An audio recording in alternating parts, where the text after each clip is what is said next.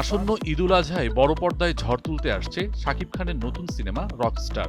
মুক্তির আগেই নানা আলোচনা ও প্রত্যাশার জন্ম দেওয়া বহুল প্রতীক্ষিত এই সিনেমাটি এবার বাংলাদেশ চলচ্চিত্র সার্টিফিকেশন বোর্ড থেকে ইউ বা আনকাট সার্টিফিকেট পেয়েছে।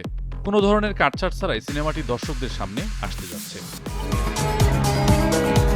সিনেমার পরিচালক আজমান রুশু সামাজিক যোগাযোগ মাধ্যমে এক পোস্টের মাধ্যমে বিষয়টি নিশ্চিত করেছেন।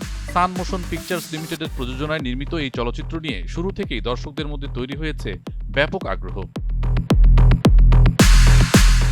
ঈদকে ঘিরে প্রতিবছর বড় বাজেট ও তারকা নির্ভর সিনেমার প্রতি দর্শকদের আলাদা প্রত্যাশা থাকে।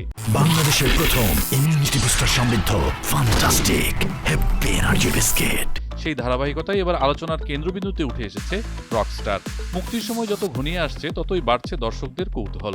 সিনেমাটিতে উঠে আসবে এক রকস্টারের জীবনের গল্প। সিনেমার মূল আকর্ষণ শাকিব খানের ৩ নায়িকা। গল্পে এই ৩ নায়িকার উপস্থিতিতে রকস্টারের জীবনে শেষ পর্যন্ত কি ঘটতে যাচ্ছে সেই রহস্য আর প্রশ্নই এখন ঘুরপাক খাচ্ছে দর্শকদের মনে।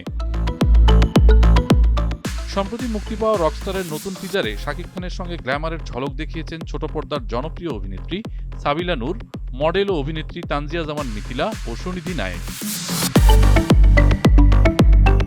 টিজার প্রকাশের পর থেকেই সামাজিক যোগাযোগ মাধ্যমে সিনেমাটি নিয়ে আলোচনা তুঙ্গে। চলচ্চিত্র সংশ্লিষ্টদের ধারণা, ঈদে ঢালিউড বক্স অফিসে নতুন রেকর্ড গড়তে যাচ্ছে রকস্টার।